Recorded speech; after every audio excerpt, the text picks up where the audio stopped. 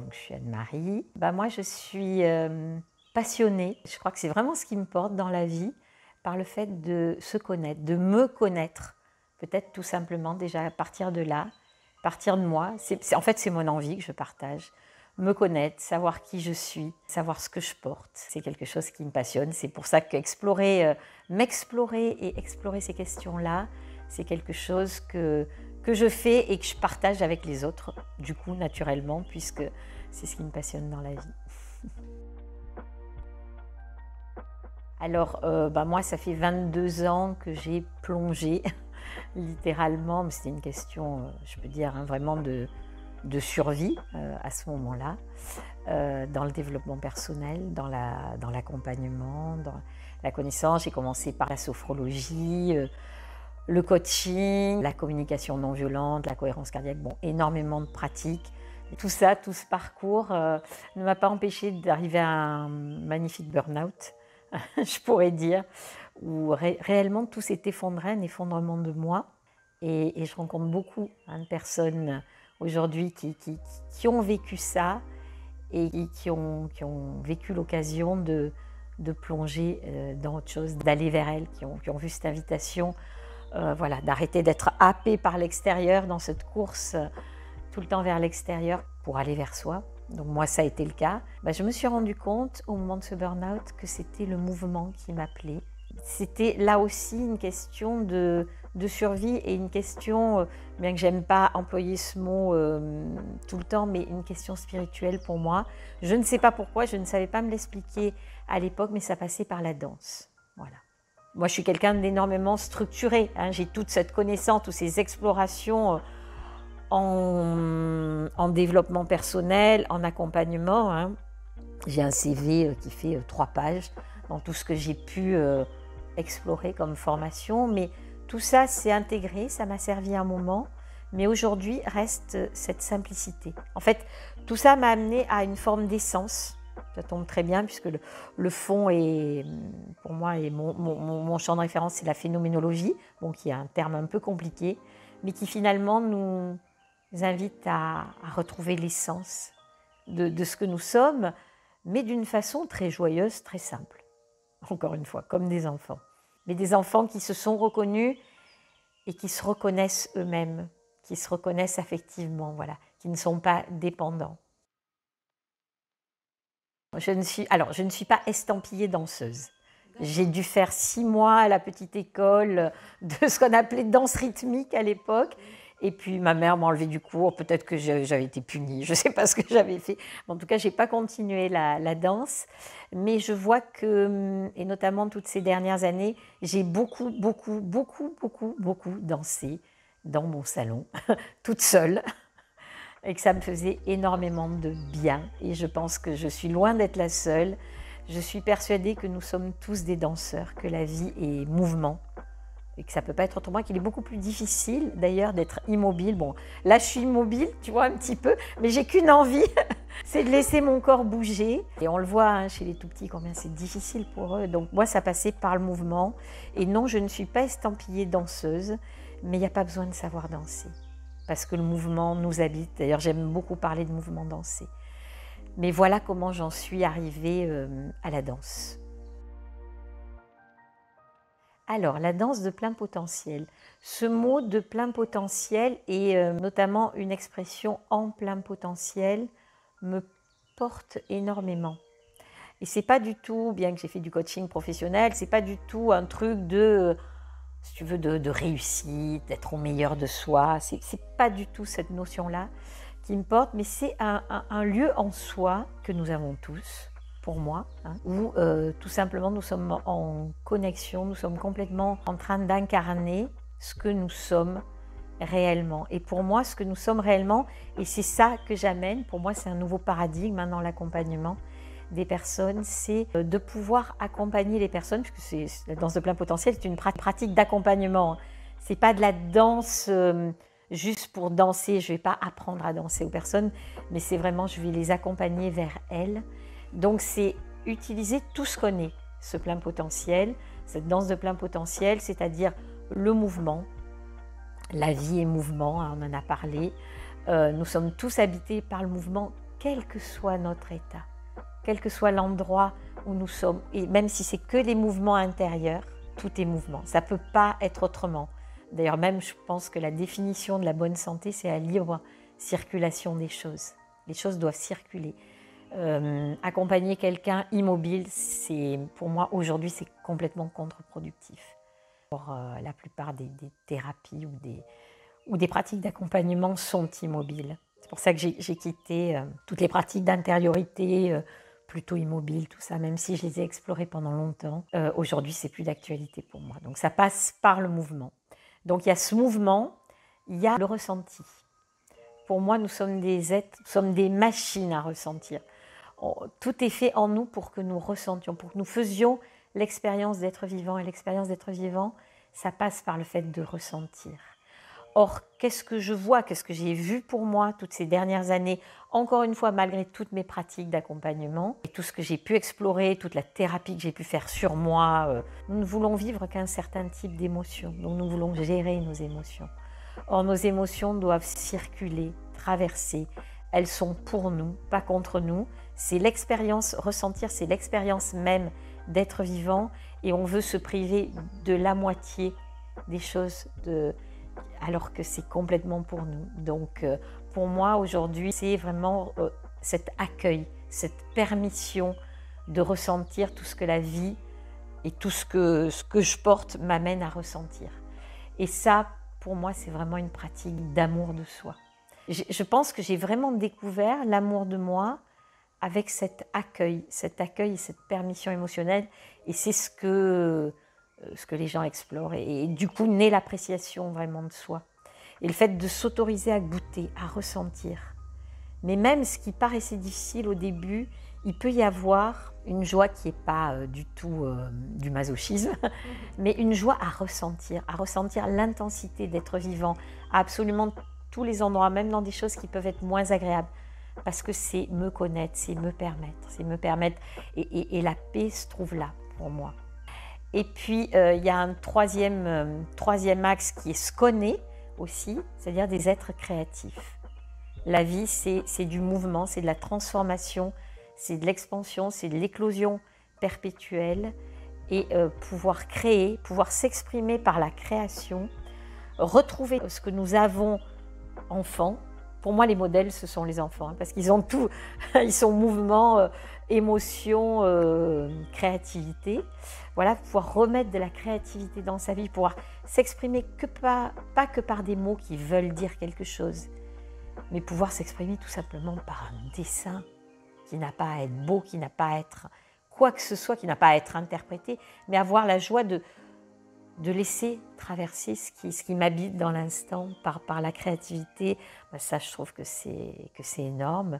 Et il y a un deuxième aspect là-dessus qui n'est pas des moindres, où on rejoindrait presque, bien que ce ne soit pas du tout de la psychanalyse, mais une forme d'auto-psychanalyse, c'est de voir ce que nous portons, de voir ce que nous créons, et souvent ce que nous créons à notre insu, comment nous créons nos réalités. Donc ça, c'est vraiment au centre de la formation, de voir les histoires que nous nous racontons à notre insu et qui sont actives dans nos vies, et voir s'il n'y en a pas d'autres que peut-être nous aimerions explorer, inventer, créer à notre sujet. Et puis le quatrième aspect, c'est vraiment prendre conscience de notre liberté, de combien nous sommes libres à tous les niveaux, dans nos mouvements, dans nos ressentis, dans nos créations. Voilà. Donc ça, c'est les 4 piliers de la danse de plein potentiel, et je l'ai décliné donc par se connaître par le mouvement. C'est un peu la baseline qui est sous la danse de plein potentiel. S'inscrit dans le grand mouvement de la danse-thérapie.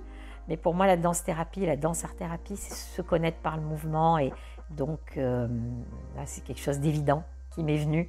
Elle se décline en 3 axes qui sont danser, ressentir, explorer, créer.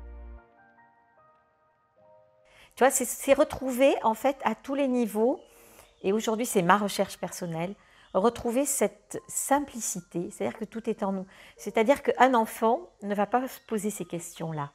Un enfant va juste se permettre de bouger et se permettre de ressentir. Et on pourrait même dire qu'il n'a que 2 émotions.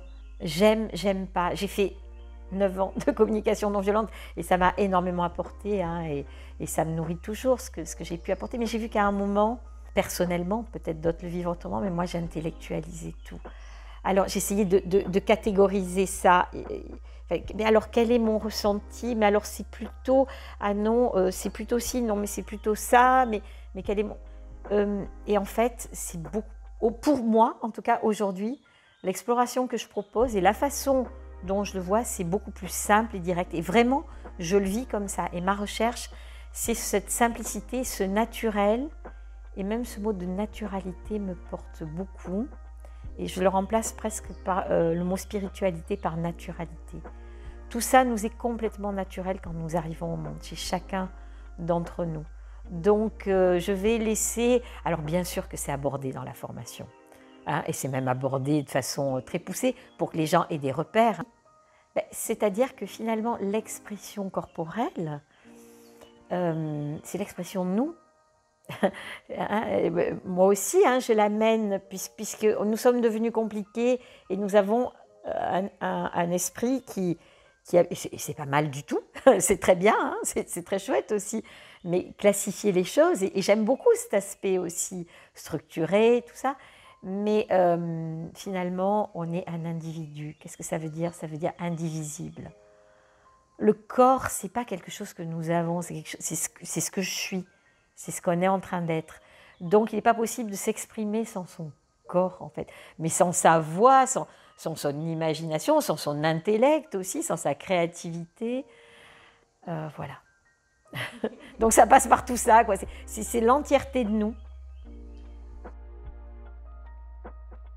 Je me suis longtemps posé cette question, puisque j'avais fait une formation qui était plutôt d'orientation psychanalytique et orientée sur la catharsis. Et c'est vrai que j'aspirais personnellement, même si ça m'avait beaucoup inspiré, j'aspirais personnellement vraiment à d'autres choses par rapport à tous les champs que j'avais explorés et ce que je continuais à explorer, notamment dans l'accueil de soi, dans la permission d'être soi. J'ai appelé cette pratique la danse art émergence, puisque j'ai commencé par la sophrologie. Pour moi, c'est de l'émergence de nous, c'est de la phénoménologie, c'est laisser apparaître. Hein, donc ce mot d'émergence me parlait particulièrement. Et puis je me suis rendu compte qu'en fait, c'était un peu prétentieux de vouloir sortir du champ de la danse-thérapie et de la danse-art-thérapie parce que personne ne comprenait ce que je faisais. J'étais seule parlant à moi-même encore dans du concept. Et ce que j'aime beaucoup dans la danse-thérapie, c'est pour ça que j'ai quitté tous les champs assez référencés, c'est qu'il y a plein d'expressions différentes. Hein. On est dans une richesse incroyable, dans des choses qui sont la danse médecine, la danse primitive, la danse des 5 rythmes, la biodanza, des tas et plein d'autres choses encore. En fait, il y a un lien, c'est la danse. Et j'aime beaucoup les paroles de la chanson de Laurent Voulzy qui dit « La danse est un docteur qui guérit ». Pour moi, s'il y a un thérapeute dans l'histoire, c'est la danse. Mais c'est même pas que c'est un thérapeute, c'est ce que nous sommes. Nous sommes des danseurs, nous sommes le mouvement. Donc aujourd'hui, je me relie vraiment sans aucun problème à la danse-thérapie, bien que je ne me considère pas comme thérapeute et que je ne forme pas des thérapeutes parce que je ne considère pas l'autre comme malade. Je ne me vois pas comme une soignante, je me vois beaucoup plus comme une facilitatrice, une révélatrice de ce que l'autre porte. Voilà. Hein, donc pour moi, ça se situe vraiment dans ce champ-là. C'est une famille très joyeuse pour moi, parce qu'il n'y a pas de dogme. Du moment qu'on danse, ça fait du bien. Et après, chaque formation, chacun va y amener ce qu'il est, son regard sur les choses. Et donc la danse de plein potentiel s'inscrit dans la famille de la danse-thérapie et de la danse-art-thérapie. C'est un élan profond, je crois, c'est une évidence. C'est une évidence, c'était pas prévu, hein. J'ai fait ma formation pour moi, j'avais mes formations en sophrologie, en coaching, professionnellement, je savais plus trop où caser les choses même. Donc c'était un projet pour moi, je t'ai parlé tout à l'heure de survie, de nécessité spirituelle, d'aller vers le mouvement et je ne savais pas pourquoi, mais c'était comme ça à ce moment de burn-out. Donc je suis allée dans une formation pour ça, pour l'explorer, parce que c'est ma façon de faire. En fait, quand j'ai envie d'explorer quelque chose, je m'offre une formation. Et là, c'est devenu une évidence que j'avais envie d'apporter autre chose, que autre chose pouvait se vivre dans non pas une posture de thérapeute, mais une posture d'alliance, une posture de facilitation. Tous ces champs, et notamment cette approche que j'ai explorée peut-être le plus profondément, la sophrologie, puisque j'ai formé 18 promotions de sophrologue, j'ai été directrice d'école de sophrologie caïcédienne, après j'ai créé mon approche. Enfin, voilà, il y avait vraiment quelque chose pour moi à apporter autrement, et dans cette recherche justement de simplicité. Voilà, j'ai suivi ma joie, j'ai suivi mon évidence, et je crois qu'aucune force au monde aurait pu s'y opposer. C'est plus que j'avais le projet de créer ça, et voilà, c'est quelque chose contre, c'est ce que je portais, ce que j'étais, et je suis très heureuse aujourd'hui parce que je peux, par cette pratique, exprimer vraiment ce que je porte et ce que je suis. J'ai envie de dire pour la première fois de ma vie. Mais bon, c'est le fruit d'un parcours de 22 ans, et puis d'un parcours même bien plus loin du moment où je suis née, je pense. J'ai passé des années avec un gros organisme de formation à demander des CV, des prérequis, des lettres de motivation, des entretiens de motivation. Aujourd'hui, s'inscrit qui veut, qui en a l'élan. La seule chose qui est requise, c'est l'envie d'eux. L'envie d'aller vers soi, de se rencontrer, et peut-être l'envie de découvrir l'autre, de permettre à l'autre de s'explorer, de le partager. Et c'est cet engagement, cette envie, cette joie, cet engagement. D'ailleurs, tout le parcours est construit dans la liberté. Les gens suivent, se réengagent, il y a 4 modules, se réengagent module après module, librement, parce que c'est le levier. J'ai fait des formations de 2 ans et plus, où les gens étaient, comme dans la formation professionnelle, engagés par un contrat, donc obligés. Mais aujourd'hui, moi, c'est la liberté, c'est cette simplicité, c'est ce truc facile d'être engagé envers soi, voilà, d'avoir envie et d'être engagé, d'avoir l'élan, d'avoir la joie d'être là. S'il y a un prérequis, c'est celui-là, il n'y en a pas d'autre. Alors, la formation, ce n'est pas tellement en temps, ça dépend vraiment de mes envies, il y a pas... la formation, c'est toujours la même. Il y a 22 jours, répartis en 4 modules. Mais dans le temps, ça va être plus ou moins contracté. Il y a des parcours immersion où là, c'est très contracté, c'est très intense, puisqu'à chaque fois, on fait un module entier, donc des plongées de 6 jours, que j'adore. Il y a des parcours beaucoup plus étalés sur une année, en week-end. Donc ça dépend. Et je les propose au fur et à mesure des lieux qui se présentent, des envies. Mais ça sera toujours le même format de 22 jours en 4 modules. Voilà, qui est intense, mais qui est vraiment l'acquisition d'une posture d'accompagnement. Encore une fois, ce n'est pas une posture de professeur de danse, pas du tout. Je n'ai pas du tout cette prétention d'apprendre aux gens à danser, d'apprendre aux gens à faire des mouvements. Moi, c'est permettre aux personnes qui viennent là déjà de se rencontrer, de s'auto-accompagner elles-mêmes, d'être accompagnées, de s'auto-accompagner vers elles pour toute leur vie, et de le transmettre aux gens, d'accompagner les personnes et de leur transmettre des clés d'auto-accompagnement aussi. Donc c'est vraiment une posture bien précise, par contre, qui est par contre extrêmement précise et exigeante, j'ai envie de dire, d'accompagnement, mais j'ai pas besoin de garder. Je pense qu'aujourd'hui, les choses doivent aller vite. On est dans une époque où on le voit, il y a cette compression du temps, les choses vont de plus en plus vite. Mais bizarrement, on ralentit. La danse de plein potentiel est une pratique de ralentissement. Non pas qu'on doit danser lentement, on peut danser à fond, mais de ralentissement parce qu'on écarte le temps, on vient vers nous. Et dans ces 22 jours, c'est ce qu'on fait. Mais 22 jours, c'est rapide, ça passe vite et c'est intense. Donc, l'engagement vers soi est essentiel. Plonger en soi, se traverser, acquérir des compétences à côté de ça. Donc, il y a tout ça dans cette formation. Mais je pense qu'aujourd'hui, les choses doivent aller vite. Et j'ai l'envie qu'elles soient faciles et qu'elles soient légères pour les personnes. C'est vraiment ma vision des choses aujourd'hui. Donc, il y a les deux qui sont proposés. Alors, pas sur tous les parcours. Parce qu'aujourd'hui, j'ai vraiment envie de revenir à du présentiel pour tout simplement... C'est pas qu'il n'y a pas le lien avec les personnes, il y a vraiment le lien avec les personnes. Dans la visioconférence, il y a quelque chose de plus préparé à l'avance, puisque je dois envoyer des playlists et tout. Donc, il laisse un peu moins de possibilités pour l'improvisation. Voilà, et j'ai cette envie vraiment dans les groupes que je vais accompagner, rien qu'en présentiel, ça y est, hein, à tous les moments de la formation, mais même dans les danses, pouvoir raccourcir une danse, pouvoir la rallonger, pouvoir la changer complètement, voilà. Les places sont limitées en fonction tout simplement de la salle.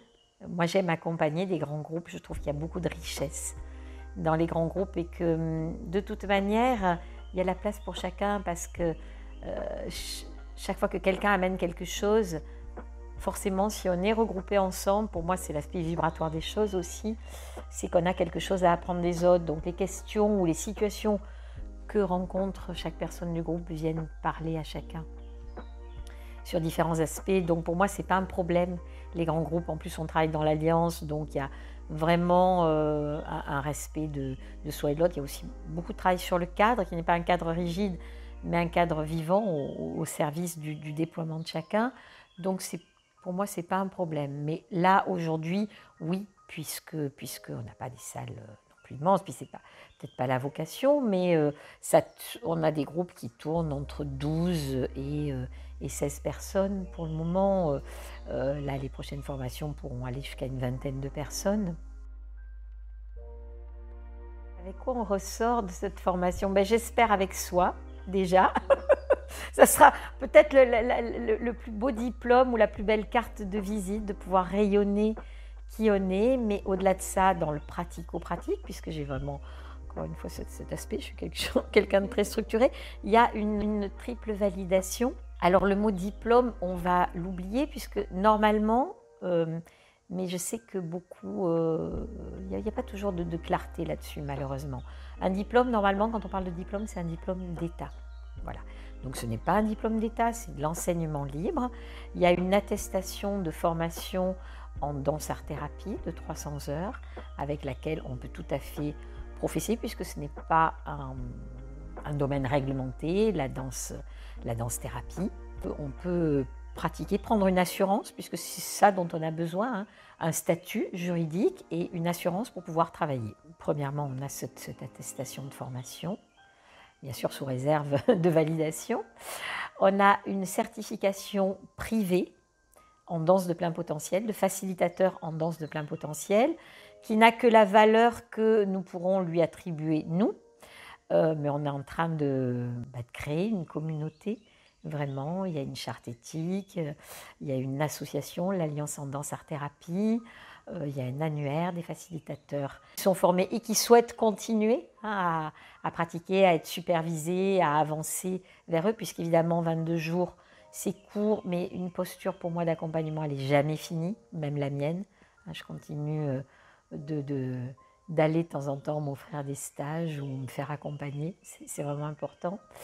Donc voilà, il y a cette certification privée de facilitateur en danse de plein potentiel, qui est une forme de label, hein, mais qui est le nôtre. Et puis, il y a également la certification du Conseil international de la danse, puisque la danse de plein potentiel fait partie d'une approche qui est certifiée. Donc on peut obtenir, si on le souhaite, ce n'est pas une obligation, mais si on le souhaite, on peut adhérer au CID une fois qu'on est certifié en danse de plein potentiel et avoir sa certification internationale, qui est quand même un diplôme en danse. Là, pour le coup, pas un diplôme d'État, mais un diplôme international. Alors, peut-être dans d'autres endroits, mais pas dans ce que nous proposons. C'est vraiment de l'enseignement libre, de l'autofinancement. Aujourd'hui, moi, je ne suis plus en société, je n'ai plus un gros organisme de formation. On peut se permettre d'avoir une formation réellement qui est proposée dans une forme qui est accessible, dans son format, dans son prix, dans les modalités, puisqu'on peut payer chaque module en une fois ou 3 fois. Je pense que c'est aussi un levier extrêmement important de pouvoir, et c'est le propos de notre formation, de pouvoir s'offrir quelque chose, de pouvoir s'accorder quelque chose, d'y mettre ce prix-là à ses désirs, à ses rêves, de pouvoir se les offrir. Et je crois que ça, c'est un levier vraiment très important dans l'apprentissage. Je vois que moi, j'ai fait un parcours de 22 ans où je me suis payé absolument toutes mes formations. Mais ça n'a pas de prix ce que je me suis offert, et pourtant à des périodes où c'était extrêmement difficile. C'est un programme qui est le nôtre, hein, qui est déposé, qui est original, qui fait vraiment partie, qui est intégrant à la danse de plein potentiel. Donc il y a 4 modules. Le premier module, à chaque moment, il y aura tout ce qu'est la danse de plein potentiel, c'est-à-dire de l'accompagnement, de la danse libre, de la musique, de la créativité, de l'expression de soi, des contenus théoriques et pratiques, de la mise en pratique aussi à l'extérieur de la formation. Mais dans chaque module, il y a un angle de vue bien spécifique. Donc le premier module, c'est comment on invite les personnes à se mettre en rythme et en mouvement. Voilà. Comment on invite, parce que même si on est tous des danseurs, on s'en est tellement coupé que c'est loin d'être évident. Et aujourd'hui, j'ai des personnes, même qui sont des professionnels de la danse, quand elles arrivent et que finalement tout ça est mis de côté, et c'est très beau à voir hein, le chemin qu'elles font, elles sont assez démunies. Hein, quand il n'y a plus je fais ce que je sais faire, je fais du beau, je reste dans les mouvements que j'ai appris ou qui sont les miens. Mais quand il n'y a plus rien de tout ça, quand je suis juste avec moi-même, qu'est-ce qu'il y a? Donc comment on invite les personnes à aller vers soi, à aller vers ce mouvement dansé? J'aime beaucoup parler de mouvement dansé. Donc ça c'est le module 1, on suscite l'émotion, le ressenti chez les personnes. Deuxième module, c'est la créativité, l'art, l'expression artistique de soi. Moi j'ai un modèle, c'est Jean Dubuffet. C'est un homme qui a, hormis ses œuvres, il a apporté vraiment une vision, c'est un des précurseurs de l'art-thérapie et de l'art brut. Ça décomplexe énormément notre capacité, la capacité que nous avons chacun à créer et que nous sommes valides dans notre expression, quelle qu'elle soit, artistique. Voilà.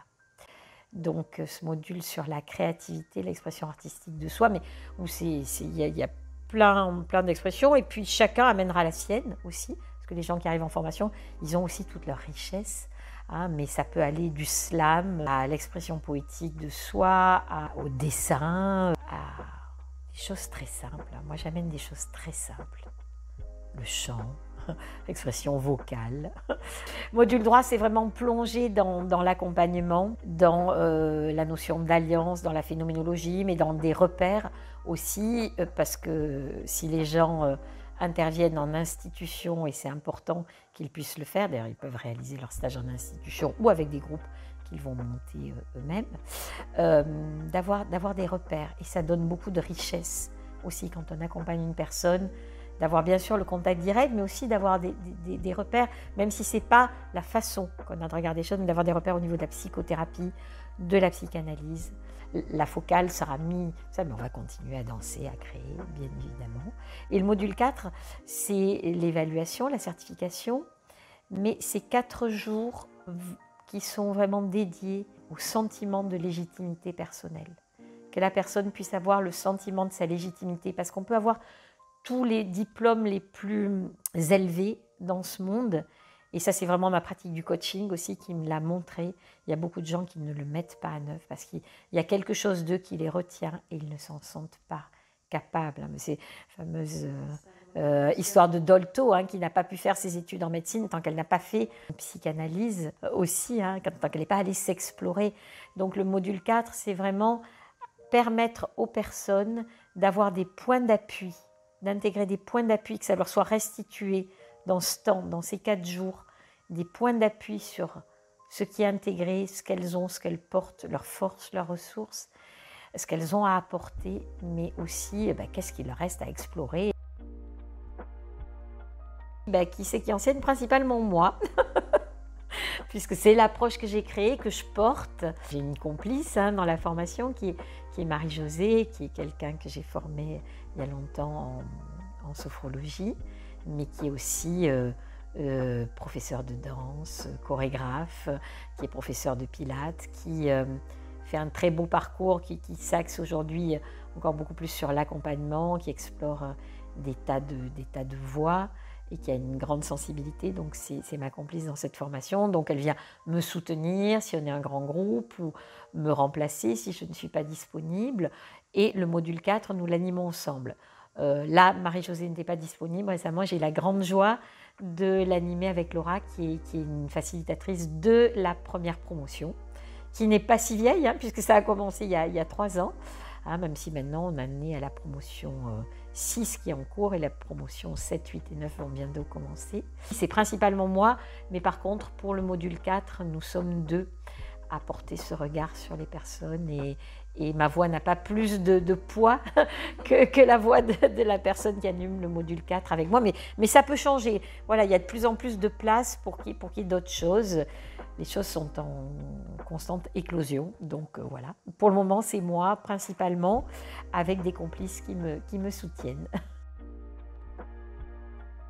Et après, qu'est-ce qui se passe? Ce qui se passe, c'est ce que voudront que se passent les personnes, déjà, parce que je ne peux pas penser ou avoir des désirs pour elles. Mais par contre, moi, c'est la première fois que j'ai l'élan de créer dans toutes les pratiques et les formations que j'ai faites. C'est la première fois que j'ai l'élan de créer une association pour l'après.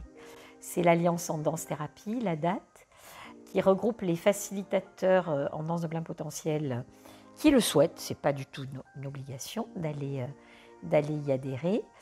Mais par contre, c'est continuer à avancer ensemble. C'est très précieux pour moi, pour avoir cette communauté, cette richesse d'échanges, de partage, de regards. Et moi, j'offre de la supervision, j'offre un peu spontanément ce que j'ai envie d'offrir.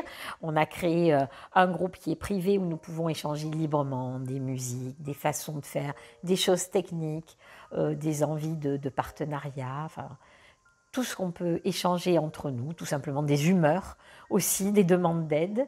Donc ça, c'est un groupe, des photos aussi, parce que avoir des belles photos, c'est pas évident, qui parlent de ce qu'on fait, on ne va pas les trouver à l'extérieur. Aussi, un groupe maintenant public qui s'appelle Danse de plein potentiel, Facebook, où on peut retrouver tous les événements en danse de plein potentiel.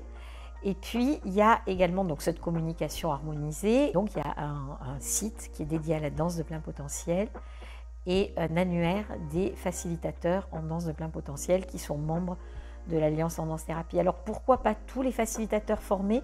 C'est pas du tout une discriminant, parce que la porte est largement ouverte et ils ont tout mon soutien et on échange beaucoup avec d'autres qui ne sont pas membres de la date. Mais c'est simplement faire partie de cette Alliance en danse-thérapie. C'est une envie de continuer à s'explorer ensemble et à créer quelque chose ensemble. Notre baseline dans l'Alliance en danse-thérapie, c'est faire danser le monde. On a vraiment envie que cette pratique s'expande. Et puis, comme par expérience, comme j'ai fait beaucoup de formations, il y a ceux qui vont garder de très beaux souvenirs ou quelques pratiques ponctuelles, mais qui ne vont pas forcément offrir des ateliers. Donc, c'est pour ça que sur cet annuaire, on va trouver que des gens qui offrent des pratiques et des accompagnements. Voilà, et les autres sont vraiment libres de le garder que pour eux ou de le mettre dans ce qu'ils sont, et pas forcément de proposer non plus des ateliers. Mais c'est dommage de proposer des noms de personnes qui ne proposeraient pas des pratiques pour le public aussi, c'est important.